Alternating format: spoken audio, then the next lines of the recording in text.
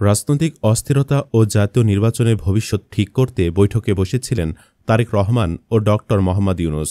যে বৈঠকের দিকে তাকিয়েছিল দেশের ২০ কোটি মানুষ। এই বৈঠকেই গত কয়েক মাস ধরে চলা বিএনপি ও বর্তমান সরকারের মধ্যে বিরোধের সমাপ্তি ঘটবে বলে আশা সবার। শেষ পর্যন্ত সেটাই ঘটেছে। অনেক চাওয়া পাওয়া, প্রত্যাশা ও প্রতীক্ষার দিন ছিল এটি। কারো কারো ভাষায় রাজনীতির টার্নিং পয়েন্ট কিংবা নবদিগন্তের সূচনা হওয়ার দিন। এই বৈঠকে বিএনপির প্রত্যাশা যেমন পূরণ হয়েছে, স্বার্থ নিশ্চিত হয়েছে সরকারেরও। এরই মধ্যে বহুল আলোচিত সেই বৈঠক শেষ হয়েছে।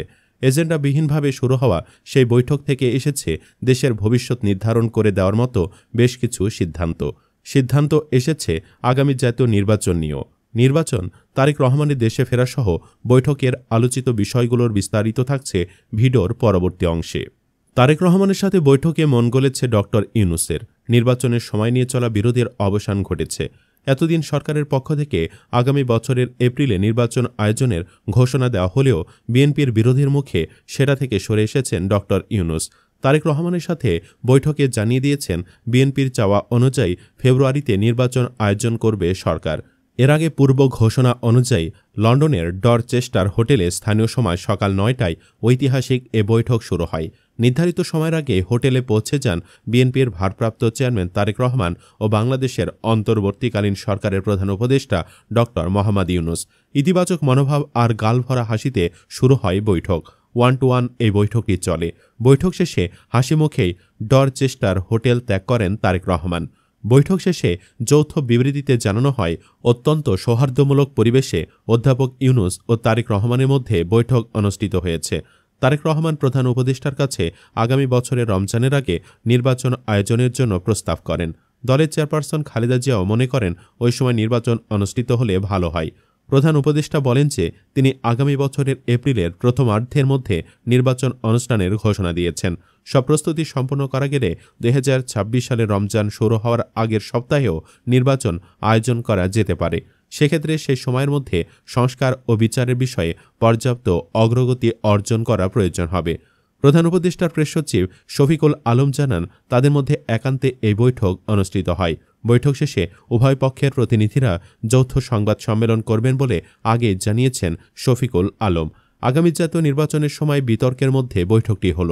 গত বছরের ৫ আগস্টের গণ অভ্যুত্থানে বাংলাদেশের রাজনৈতিক পট পরিবর্তনের পর এটি অন্তর্বর্তী সরকারের প্রধান ও দেশের বৃহত্তম রাজনৈতিক দল বিএনপির দ্বিতীয় শীর্ষ নেতার প্রথম সাক্ষাৎ বা বৈঠক।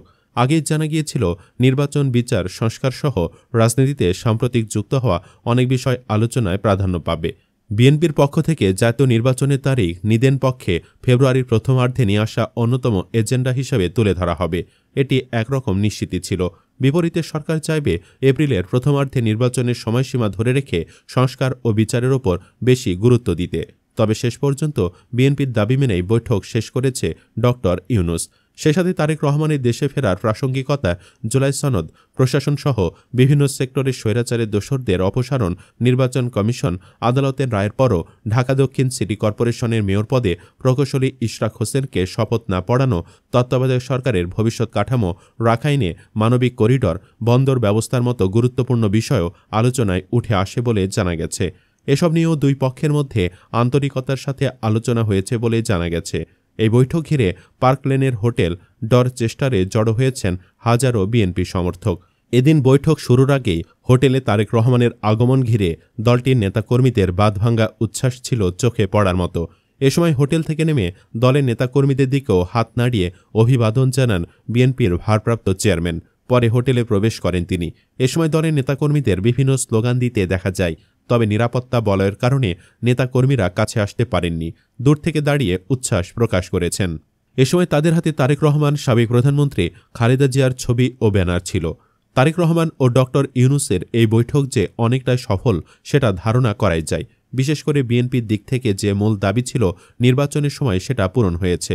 ডক্টর ইউনূসও নিশ্চয়ই সরকারের স্বার্থ সংশ্লিষ্ট বিষয়গুলো নিশ্চিত করতে চেয়েছেন। সে সাথে সরকার পরিচালনায় বিএনপির সমর্থনও নিশ্চিত করেছেন। তাদের এই বৈঠক আগামীর বাংলাদেশের জন্য কতটা গুরুত্বপূর্ণ হবে বলে মনে করছেন আপনারা? কমেন্ট বক্সে জানিয়ে দিন মন্তব্য। ধন্যবাদ।